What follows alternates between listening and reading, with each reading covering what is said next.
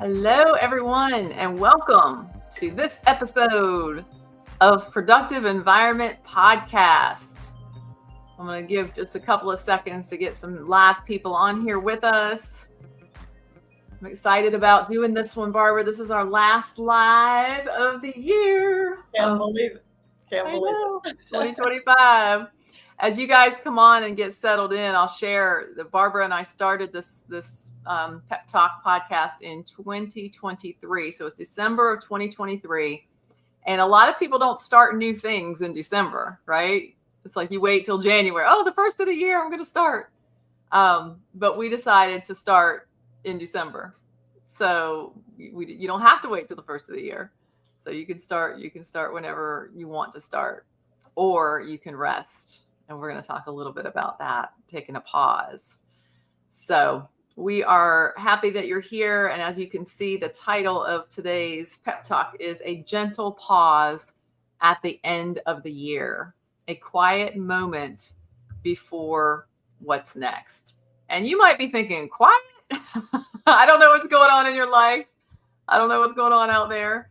But sometimes there's so much hustle and bustle that it may seem impossible to have a quiet moment at the end of the year. But that's what we're going to do. We're going to do that right now. We're going to do that today. So we invite you to join us in that. So as we are recording this, if you're joining us live, you know this, we're right at the end of the year. And for many people, this moment carries a mix of things, maybe tiredness, reflection, gratitude, and sometimes a bit of heaviness as well. So whatever you're feeling, it's normal, whatever that is. Okay. And then there can also be quiet pressure at this time of year to look back and sum things up or somehow get everything wrapped up before January begins, and today we want to offer something different. Okay. So this episode isn't about fixing anything. It's not about organizing, planning, or preparing for what's next. We have time for that. That'll be coming up on our next live. But today is just about simply pausing. Okay. So we believe that awareness comes before action. And at the end of the year, the most supportive thing we can do is to slow down long enough to notice where we are in life without judgment and without urgency. Okay. So first, if you are new to us, I am Andrea Anderson. I am CEO of Productive Environment Institute, and I live here in the beautiful town of Carolina Beach, North Carolina. And I am joined by... I'm Barbara Hemphill, founder of Productive Environment Institute in Raleigh, North Carolina. Awesome. So wherever you're listening from, we invite you to settle in with us for a few minutes. And if you care to, we'd love to have you comment in the chat. Let us know where you're joining in from. Even if you're watching this later and you're just watching the replay, let us know where you are. So let's talk for a minute, Barbara, about why we pause. So we've both seen this over and over, that when people feel pressure to reset or improve, especially at the end of the year, they often skip what matters most. And I've done this as well. It's like, oh, I have to tie up all these loose ends and then I have to get ready for the next year. And so, sometimes we push ourselves to act before we've had a chance to notice. Okay, so we're going to talk about notice, which I know you've talked about noticing because you had a coach that taught you to notice things. So I'd love to hear about that in a minute. But meaningful change doesn't come from force. It comes from giving ourselves space to see what's been true, right? So when we slow down, patterns begin to surface naturally. What felt heavy? We might ask, like, what felt heavy this year? What feels heavy right now? What worked better than we realized that it would? And what we may be ready to release, even just a little. So Barbara, this is something I know you've witnessed for decades in your work with clients, how insight shows up when we stop pushing, forcing, rushing. So what are your thoughts on that? And anything else you feel you want to share? Well, if you think about it, the whole business for 4 decades has been clutter is postponed decisions. Mm-hmm. And part of our clutter is not having space to notice anything. We're just constantly moving around, changing, whatever. And there's so much power in pausing long enough to notice. And one of the principles of Productive Environment Institute is progress starts with the truth. And if you don't stop to see what the truth is, and for a lot of people, this is a very difficult season. It's one of the most difficult holiday seasons that I've had for a variety of reasons. And one of the things that has been extremely helpful is to notice the feelings rather than stuffing them, to notice what they were and just pause for a little bit, not a big time, pause for a little bit, take a deep breath, or just do something to say, oh, okay, that's what's happening. And then to have something you can do to kind of stop the downward spiral. And that can be breathing, what they call box breathing, where you like breathe in for 4 counts and out for 6, because whatever you breathe out more, it takes the bad stuff out, is an easy way to say it. So noticing, stopping, pausing, noticing, acknowledging what it is, and then being willing to move on. Mm-hmm. Yeah. So when we talk about pausing or noticing, we're not talking about evaluating the year or judging how it went or how you did. It's not a performance review. It's more like gently tuning towards or turning towards our own experiences with curiosity instead of criticism. It's easy to beat ourselves up. Oh, I didn't accomplish this goal. Oh, I didn't do this. I didn't do that. So we don't want to do that. We want to turn away from that. So we want to notice what supported us.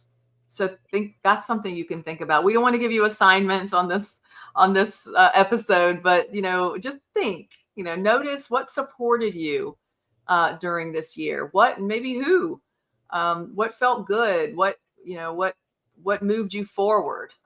Notice what drained you. If you think about that, if you're tired, here we are at the end of the year, and if you're like, oh, I'm so ready for this year to be over. Is that anybody? Does anybody feel that way? Think about that. Notice why you're feeling that. What has drained you? What is draining you? Right? So that you can, one of our 5-step productive environment process steps is identify your obstacles. So if we're able to stop, notice, identify an obstacle that is draining us, and then maybe we can fix that for the new year. We don't have to fix it today. We can fix it in January. Okay. So we want to notice what no longer fits the season that we're in. Are there things that maybe you used to enjoy that you just don't enjoy anymore?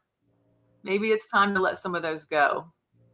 And the important part is this: nothing, as I said, nothing needs to be decided today. Today is about awareness.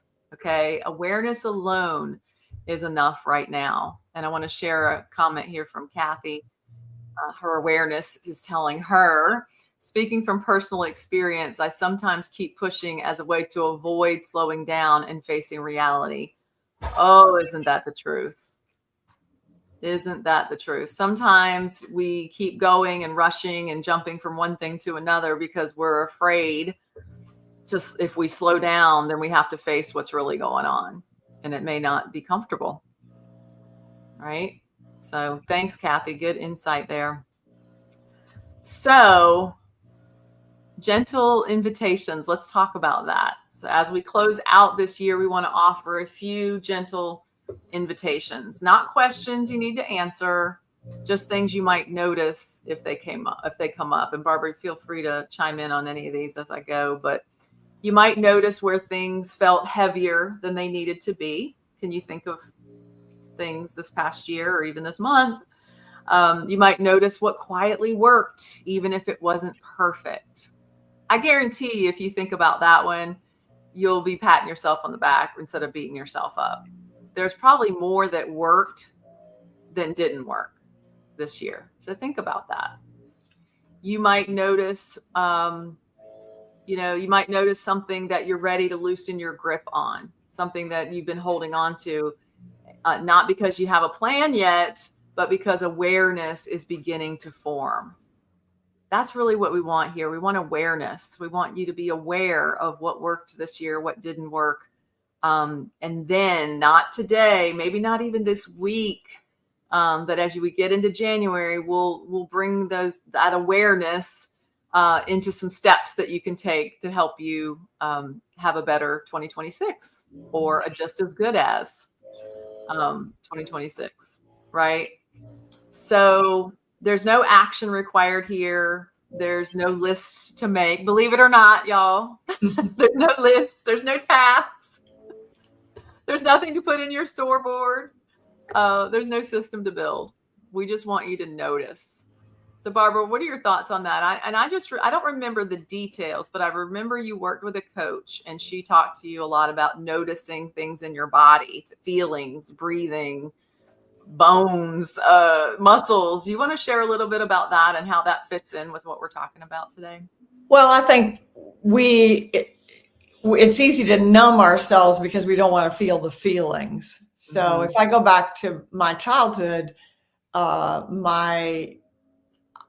my family, and I remember a friend of mine said that that emotions are something that not everybody has time for, in a way. I mean, my mother got up at early morning, worked a lot. My father was a farmer, and emotions take time. And so I can remember when I would cry, she would say, "That doesn't help anything." And then when I get angry, she'd say, "We don't behave that way." And my mother was a dear person. I absolutely love her, and she did the best she could. But that was very poor advice, because when you don't notice your emotions or you don't allow yourself to feel them, then you just stuff them and eventually they catch up with you. And that's one of the reasons that we see so many people dealing with depression and things like that now. And I think as a culture, we're numbed because of screens. We can you watch people constantly in a restaurant or places, they're constantly looking on their screens. So there's no time to notice, no time to just pause and notice what's going on. And we need to acknowledge our feelings feelings are given to us for a reason. Jesus wept. So, it's not like it's bad to have an emotion. It's something that, and I read something this morning in one of my devotionals that I wanted to share that I think kind of ties in with this. It says, it's in John 21:25. And this writer writes, "At this point, I have to agree with John in John 21:25. Jesus did many other things as well. If every one of them were written down, I suppose that even the whole world would not have room for the books that could be written of all the things that Jesus did." Then he writes, "As you celebrate Christmas this week, whether in joy or in grief, whether a loud family gathering or a quiet day of reflection, Jesus came with a purpose. That purpose was you. Never forget that. And if that gift of salvation, love, and grace means something to you, go and share that gift with someone else who needs to know that Jesus is the answer." One of the things I've started years ago, I don't know if I'll finish it at some point, but the title of it was "The Most Important Decision You'll Ever Make is Who is Jesus?" Because all the answers, and I go back and look at the Harvard study about how people were using AI, and the two top reasons, number one was as companionship, and number two was organizing your life. And I thought, isn't it ironic that for 4 decades, I've been working with clients, helping them to organize their lives, but the real solution to that is their companionship with Jesus. And here's what ties in with what we're talking about today.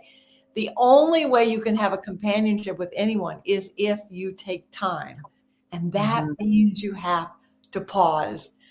Someone just gave me this book as a gift this year. Years ago, I got Jesus Calling, which I loved and was the beginning. Well, this is my replacement. It's called I Hear His Whisper. And just like Jesus Calling was like, you would read it. It's like, oh, that was for me. How did I know I needed it today? Well, I got this one just 3 days ago, and I've already read 3. And it's like, oh my gosh, it was read exactly for me. But you have to pause in order to do it. And the good thing about something like this is it's a quick thing, and it's something that you can do easily. And notice I didn't wait till January to start it, even though I could. I could say, oh, this is something. Yeah. I picked it up immediately the first day, and I just loved it. So I really encourage you to put pauses in your life in different ways. One other pause that today I heard a wellness person talking about the research that shows if you stop every 45 minutes and move for 3 minutes, it does more good for your body physically than the 30 minutes a day that everybody's recommending. It's like, so there's a pause. It's a different way. I like that. Isn't that a great way? Yeah. That is great. Yeah. Because if you're a lot of us that work at home, we're sitting. I mean, Barbara, you're always on the go, so I'm sure you're up running around a lot, but a lot of my work is sitting or standing here at my desk. But so yeah, getting up every 40. In fact, my Apple Watch will tell me time to stand, and sometimes I'll ignore it. But sometimes I will get up and move. So, but yeah, that is really important. You could sit for hours and hours, especially if you're doing something you enjoy. You're in your zone and you're working on something. So yeah, I love that advice. I think that's great advice. Let me share a couple of things that are showing up on LinkedIn. So LinkedIn user, hey ladies, happy holidays. Slowing down this morning led me to your LinkedIn Live. Yay, I love it. I am pausing and letting go of individuals who have drained my energy this year to make space in the new year for those who support, energize, and uplift me instead. I love that. Wishing you the best of the holiday season. Woohoo! Happy New Year. Yes. Thank you for your comment. I can't tell who you are, but it doesn't matter. We appreciate you and we are glad that you're here. Thank you for that awesome comment. And then I don't know if this is the same person or a different person, but a relationship with Jesus, Father God, the universe, and Mother Earth are the only way. Let's go. That's right. That's right. Oh, thank you. You have blessed us by being here and commenting. So if anybody else is out there and you want to share a thought, something maybe that you don't have to share what it is if you don't want to, but just let us know. Are you letting something go? Are you releasing something at the end of this year that you're not going to carry into 2026 with you? Let's hear about it if you care to share. And also, before we wrap this part up, I wonder, Barbara, I know you do a lot of quiet time and you've got your Doris chair named for your mother when you do your devotionals and things like that. What do you do to pause? Because I know you have so much going on, especially with all the renovations and things that are happening in your house, that have been happening in your house. Oh, it's Venice. Oh, hold on. It's Venice. Yay. I've been thinking about you, Venice, wondering how you were doing. It's so good to have you. Good. See, you were led back. So, Barbara, what are some things that you do to just stop and pause? There's a new one that I have started doing in the last month that's been really helpful. I found a little app that's a 12-minute power nap. And I'm all about a nap. And it's literally, there's a voice, there's music, and then there's a voice, and he says it there, don't worry, I'll wake you up.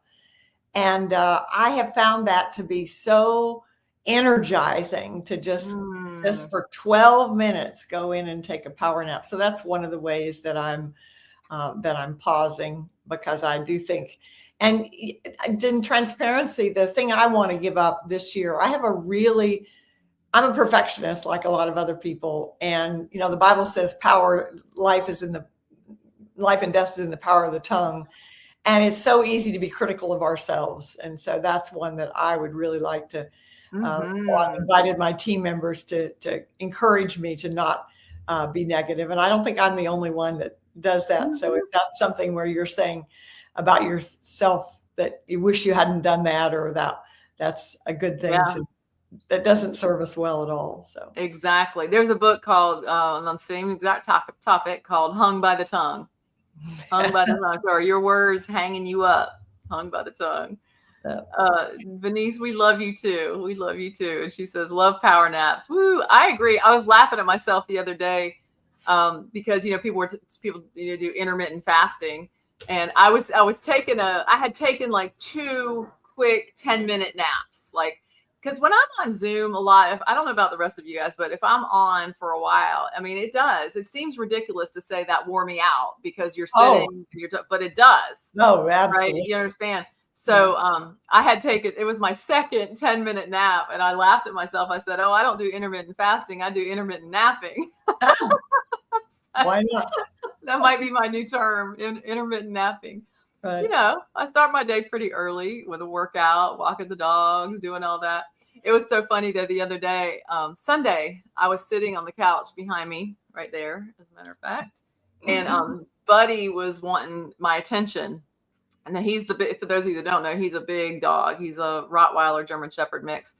And he ended up coming over and laying down. I had my iPad out. I was planning. I was talking to ChatGPT. I was planning, things for next year and just working things out. And he just came down and just laid right on top of my iPad. Like, he had been trying to get my attention for a few minutes, and I kept pushing him off and like, go sit down, I'm working, whatever. And he literally laid his big old head right on top of my iPad. And I said, well, okay then. And I paused. And that was the best thing. I paused and petted him, and he totally lowered my blood pressure. So anyway, as we turn towards January, we want you to know this, that we will not be rushing. That was Dr. Ned Hollowell said, refuse to rush.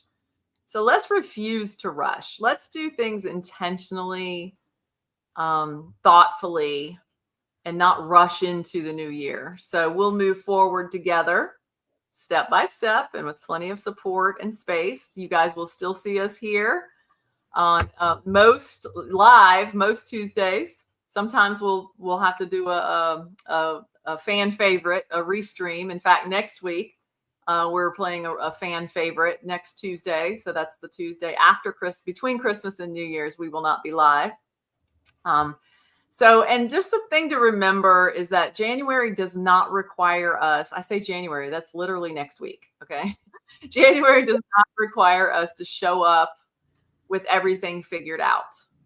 It simply invites us to arrive honestly, rested, and aware. And if all we do this week is pause and notice, we're doing exactly what we need to be doing. Now, I, for one, do love the time between Christmas and New Year's, or even before Christmas. I've already started this, to evaluate and plan. I like to look ahead and plan and just have that quiet time with my cup of coffee and my dogs being cuddly, and just think about what I want to accomplish with PEI, how we want to serve our SOAR members and our certified protected environments specialists even better. What new things we want to create, what old things we want to leave behind. So I do enjoy that time. So hopefully, I encourage you to take that time if you have it. I don't know your living situations. I don't have a bunch of people. I don't have any people in and out. I have my dogs, and I see people when I leave. So I actually have an opportunity to have quiet time in my home. I don't have a lot of hustle and bustle here. So I really enjoy that time. So I encourage you to find some time, if you can, some alone time, and have that just positive outlook of what the new year can bring. And just think and notice. So as I just mentioned, we will be restreaming next week a fan favorite, as Barbara will be celebrating her birthday with her family in the mountains of North Carolina. Hope that's okay to say that she's going to undisclosed location. In the beautiful mountains of North Carolina. And I will be taking my gentle end of year pause. I really enjoy that time of just thinking and planning, and that's where my creative juices start coming. And I really love that. So, but speaking of Barbara's birthday, a lot of times people say, well, what should we get her? How can we help? How can we celebrate Barbara's birthday? And we usually do something too. And, she's like, I don't want you to buy me anything. She's like, you don't need to do anything special. But she did say what I would like is if anybody wants to or is led to sharing or a donation with something that is some people that are very, very close to her heart. So Barbara, if you would like to share about this cause and how people can contribute if they choose to. Well, on LinkedIn back in 2021, I was able to meet a man named Cannery who has become an important part of my life, and we started what I call my compassion project at Shepherd's House Ministry. We started building a building in Manipur. This is the first picture of this family. When we met them, they were having a hard time even finding food to eat and a place to live, and it was a very difficult life. But we've connected. We communicate almost every day by WhatsApp or different various ways that we can communicate. And there's civil war in the area where we started our building project, and now they've moved a little bit. And these are the boys: Matthew, Mark, Matthew, Baruch, and Samuel. And they're all in school. They're doing extremely well in school. And I'm just so proud of them. And I share them. When I first met them, I was reluctant to send pictures of where I was going because I felt so guilty that their life was so difficult. But Cannery said, "Oh, Mom," that's what he calls me. We like to see what you're doing. So now I have fun as I go through life. I take my car in the car wash and we go on a ride together. I came home the other night and there was a train, and watched the train go by and take them different places. So I haven't met them in person, but I consider them my grandsons. And I look forward to the day that will be able to meet in person. If this is Cannery's father, when I first met, he was very ill and he's survived. It's been an absolute miracle. And they deliver Bibles to different people that they will have. When they have birthday parties, they turn them into Bible studies and they serve the people in their community. And so I'm very happy to be part of it. One of the things recently, they had some people who wanted Bibles and they didn't have enough money to get the Bibles. And so I reached out and we were able to get some. And they sometimes walk miles just to deliver Bibles to people and preach about the love of Jesus' life. And so I'm very grateful for that. I think Ed's has a picture of them opening that. There they are. So you can see now how the boys have grown. You saw that first picture, and that's Cannery's wife, Samila. Cannery's taking the picture, so you don't see him there, but Samila's there. And they're opening the Bibles to be able to deliver it to all those people. So we would love anything that you contribute. Just what you normally pay for a Starbucks cup of coffee would mean a lot to them, because that would mean they would be able to buy one more Bible. And if you could do a one-time donation, or if you could do $10 a month, it would mean the world. You have no idea what $10 a month will do for people. So thank you for your consideration. They are so appreciative of everything that we do. And I'm so appreciative of all the people that have helped us get as far as we have. And we're very happy that although there's civil war where our original building was, and many things have been destroyed, but God has protected everything that we have. And Cannery's father is still there and able to oversee it. And we look forward to the day that we're going to be able to go back again and continue that project. So thank you for your consideration. Beautiful, beautiful. Thank you, Barbara. All right, everybody. Thank you for joining us. And we will see you next year. So y'all have a wonderful holiday season. Yes. Merry Christmas. Merry Christmas. And Happy New Year. We'll see you soon. Thanks for joining us. Bye, guys.